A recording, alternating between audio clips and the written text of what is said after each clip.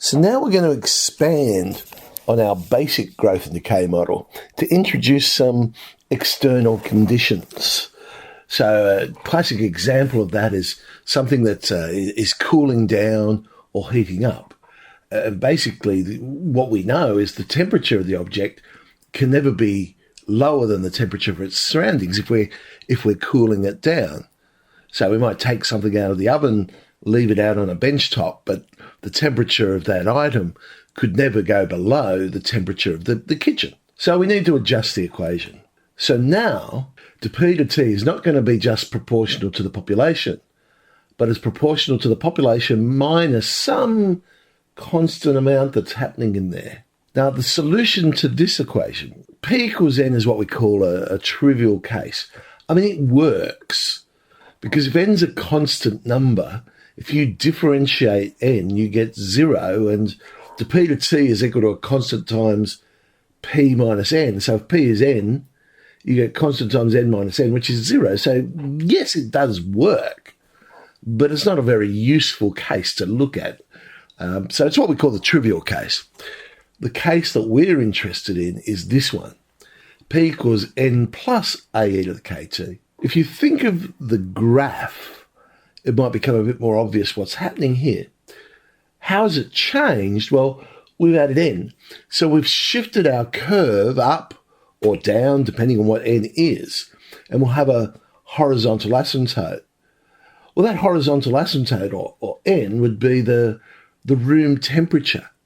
So the graph would end up going asymptotic to the room temperature, but it could never go below it. So N is the adjustment of this external condition.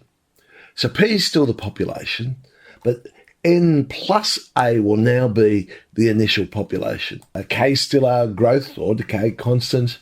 T still represents time. So let's have a look at one of these cooling problems. It comes from a 1993 HSC, so a very old question now, but it's good for an example. So let T be the temperature inside a room, and A is going to be the constant outside air temperature. Now, Newton's law of cooling states that the rate of change of the temperature is proportional to T minus A. That's basically what we just said. Show that T equals A plus CE to the KT, and C and K are constants, satisfies this law. So similar to the basic exponential question, at this stage, all we're going to do is show that this solution works. So T is equal to A plus CE to the KT. Differentiate that, well, A will go to 0 because we said A is a constant. Differentiate the exponential, the power's KT. Differentiate KT, we get K. So I've ended up with K times CE to the KT. But if I rearrange the solution that they told me, I could rewrite that as T minus A is equal to CE to the KT. So if I substitute that in, there is the solution. The rate of change of temperature. So the T is equal to some constant times T minus A. And that's what they're asking us in the question. The rate of change is proportional, so some constant times T minus A. So yes, it does work. That solution is valid. All right, now they put some numbers into the problem. The outside air temperature is 5 degrees, and the heating system has broken down. So inside, the room temperature starts to drop because the heater's broken. Now, before it broke, the room temperature was a nice 20 degrees Celsius. But in half an hour, that's dropped to 17 degrees. Now, if we don't fix this heater, after how many hours will this room temperature drop to 10 degrees? So our temperature will always be 5. There's that external condition. That's the asymptote. The temperature in this case that it'll never drop below, 5 plus CE to the KT. But the initial temperature was 20. So that means C in our situation is 15. So our equation becomes T equals 5 plus 15 e to the KT.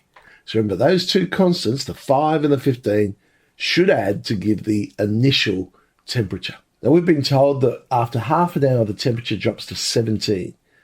So we should be able to work out the growth, it'll be a decay constant in this case, wouldn't it? So 15 e to the 0.5 K is 12. e to the 5k is 12 on 15. K is 2 log 12 on 15. Log of 12 on 15, 12 on 15 is smaller than 1.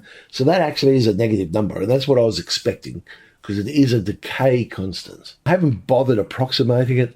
I'll leave it as an exact value. So we want to know when T equals 10. When does that temperature drop to 10 degrees Celsius? So 10 is 5 plus 15 e to the kt.